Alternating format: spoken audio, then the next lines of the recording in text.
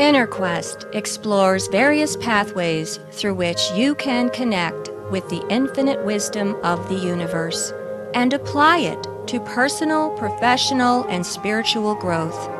This program, featuring accomplished practitioners, educators, and authors, is provided by Infinity Foundation, an innovative center for holistic studies and research. We invite you to share this journey with us. Hello, welcome to InnerQuest. My name is Jay Stone, your host for today, and our guest is Charlene Breitlow. Welcome, Charlene. Well, thank you for inviting me. Well, I should say welcome back. We did do an interview several years ago. Charlene is an interesting person, and she has an interesting bio.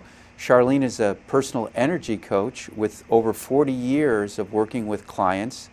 Charlene teaches self-improvement classes based on personal energy. Charlene is in the process of rewriting her personal energy workout book to include testimonies from her clients using the personal energy tea. We've got a bag of your tea I'm going to ask you about later, and also you're going to read my tea leaves like you did before. I'm looking forward to that. Can you define for our audience what a personal energy coach is, or what a personal energy coach does? Well, I've been doing it over 40 years, and people come in to see me with a problem, and what I will do is help them find the best way to solve the problem by going into their energy field and helping them to find out what the real outcome should be. First of all, when you go into someone's energy field, do you have to get permission to do that? No. When they come to see me, they're going to be examined thoroughly, and I'm going to be looking at we call it the personal energy field, but it's sometimes called your aura. Oh, so you could actually see a person's aura. I sure can. And so when you look at someone's aura, what do you see that reveals their energy? Well, I'll see colors, and I'll see if it's spiking or just rolling around, or whether there's dark or light. And when I started, originally when you start doing tea leaf reading, you use black tea. And I, about 8 years ago, created my own tea, and using herbs and roots and flowers that would match up with your energy centers. So as a result of that, I noticed when people would drink the tea, their energy would become very colorful.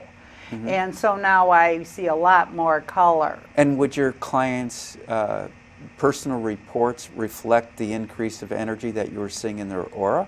Well, they didn't feel it. They didn't realize it. It was like an x-ray, where I would be able to see what area of their life they were being affected. So perhaps I would see red if there was a lot of root issues, personal.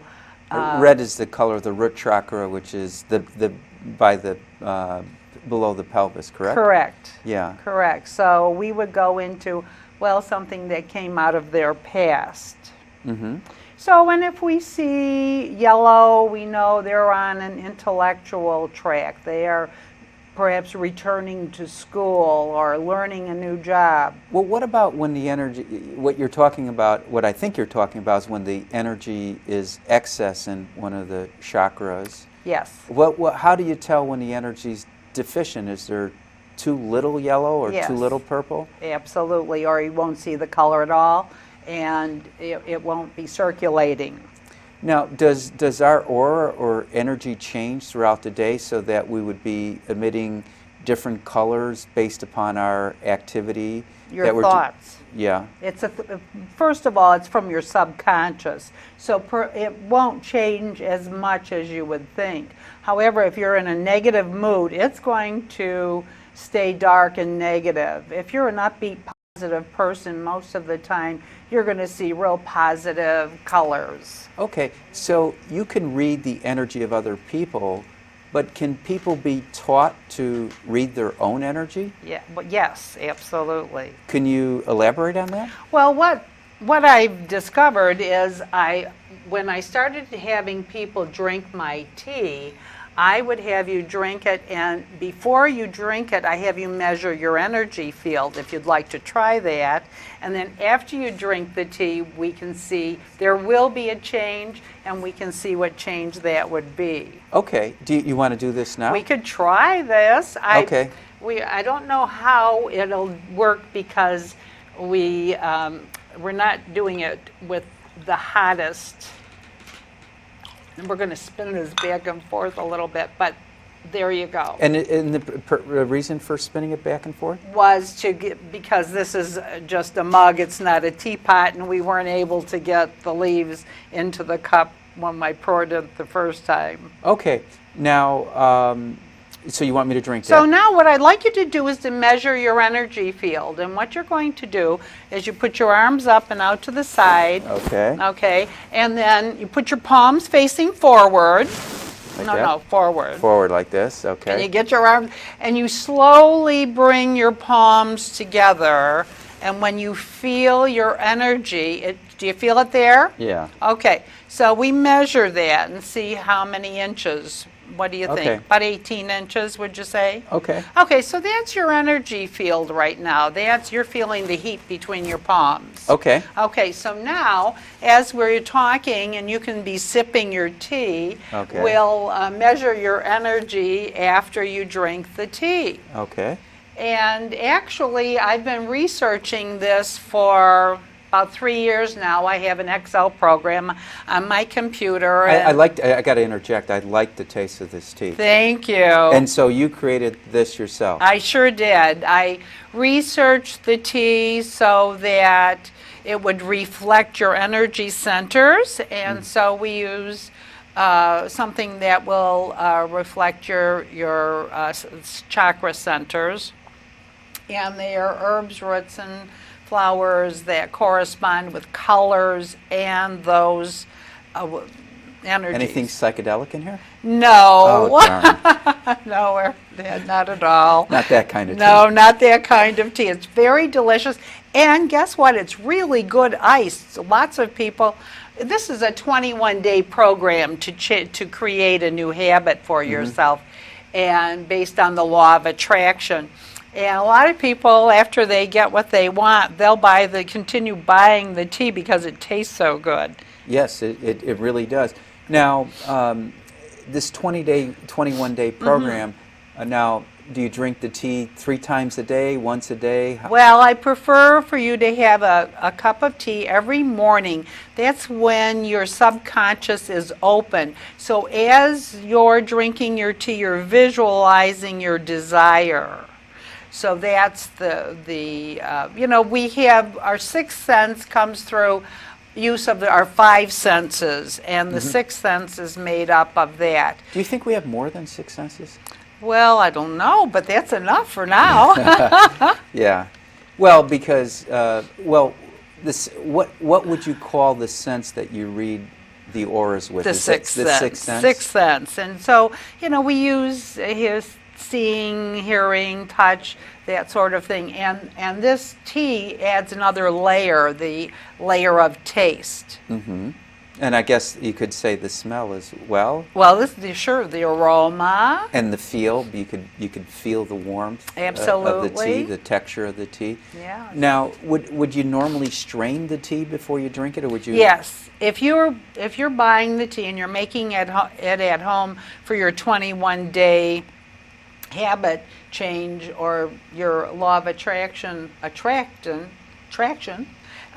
you would make it and strain it and just put a little bit every day, because people don't want to go through sipping straining out the leaves. But some people use it that way anyway. They don't care. So if you're very good at sipping your tea without getting the leaves in your mouth, you don't have to strain it. Well, and there's nothing terrible about tasting it or even ingesting. No, it's all herbal. It's all not herbal. It's all organic leaves and herbs, so it wouldn't hurt you.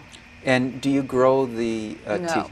You know, I actually inquired I wanted to grow green tea in my backyard, but we're not the right zone. I don't think so. Yeah. No. The only thing I could do would be the calendula, which is what we use for orange, and the lavender, which we use for the purples and the lavenders. So those you get, but it's very difficult. I've tried 3 different species of lavender, and they don't overwinter, and so again, the zones aren't.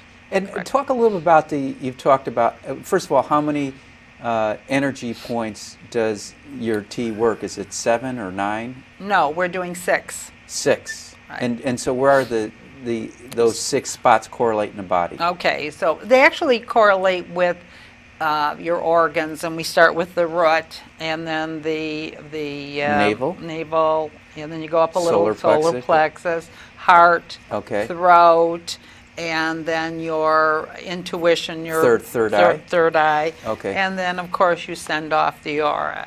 Okay, and so you mentioned too the lavender for the purple, and then the other one for the orange. Right. What about the other 4 ingredients in there? All right. Well, we have red. That's the ribose. That's for the root, and then you have the orange for creativity, yellow for intellect. And you have green, heart's desire, abundance. And what's in there for the heart's desire? What's it? Which herb is in which there? herb? Yeah. It's actually a green tea. Uh-huh. And so then we have the blue, and that's also... Isn't green tea... I know green tea is like an antioxidant, you know, which helps fight cancer. But isn't green tea also good for the heart, which kind of would explain it? Absolutely. I know it's good for a lot of things. It is. It's wonderful. It's very good. And then we have the blue for the communication, and then the lavender for the third eye or the intuition. Ah, blue's communication. Is that why you're wearing a blue top tonight? That is. Absolutely. Yeah. Great. And I do a lot with color. I find I've done a lot of color workshops, and I have people, that's how we started. I have people tie a ribbon to their someplace or their lapel or on their notebook, and that reminds them of the affirmation or their desire and what to focus on. Because in order to have the law of attraction work, we must know what we're focusing on.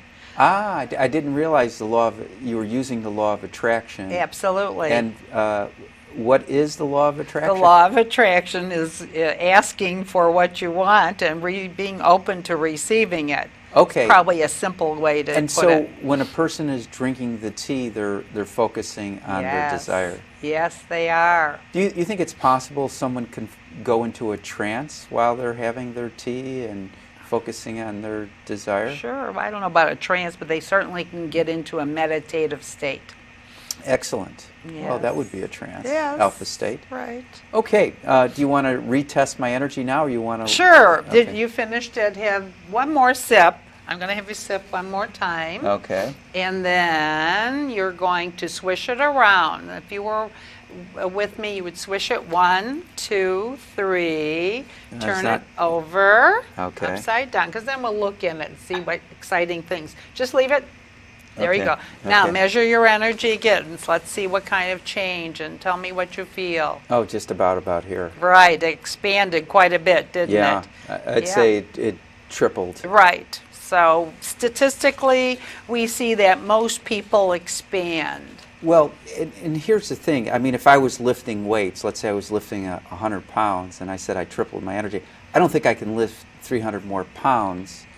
But you know, when you're talking about the life force, the vital energy, the chi, whatever you want to call it, I think you don't measure it necessarily in terms of weight. No, but you can feel the pressure. Some people will feel it.